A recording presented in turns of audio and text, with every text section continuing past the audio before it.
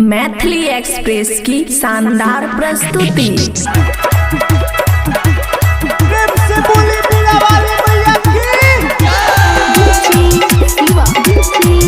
खुशी recording studio बलुआहा। सखिया पूजा कर चला दुहरा पयले सरदा मैया है सखिया पूजा कर चला पूजा कर चला है सखी पूजा कर चला पूजा कर चला है सखी पूजा कर चला मैया जी फेरी है नजरिया है सखी पूजा कर चला दुआरा पयले सरदा मैया है सखी पूजा कर चला।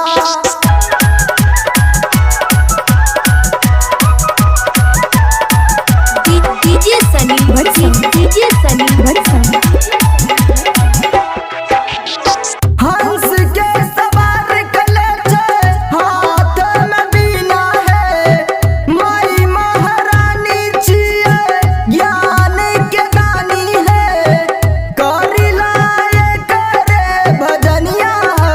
है सखी पूजा कर चला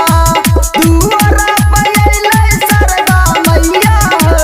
है सखी पूजा कर चला पूजा कर चला है सखी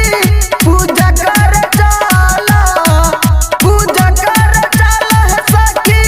पूजा कर चला मैया जी फेरी है नजरिया है सखी पूजा कर चला दुआरा पयले सरदा मैया है सखी पूजा कर चला। खुशी रिकॉर्डिंग स्टूडियो बलुआहा। डीजे शिवा बड़सम बड़सम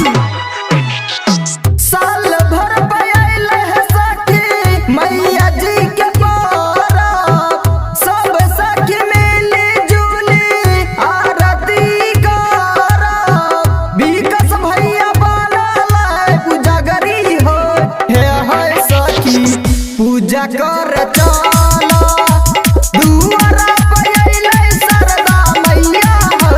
है सखी पूजा कर चला पूजा कर चला है सखी पूजा कर चला पूजा कर चला है सखी पूजा कर चला मैया जी फेरी है नजरिया है सखी पूजा कर चला दुआरा पयले सरदा मैया है सखी पूजा कर चला दुआरा पयले सरदा मैया है सखिया पूजा कर चला दुआरा पयले सरदा मैया है सखिया पूजा कर चला पूजा कर चला है सखी पूजा कर चला पूजा कर चला है सखी पूजा कर चला मैया जी फेरी है नजरिया है सखी पूजा कर चला।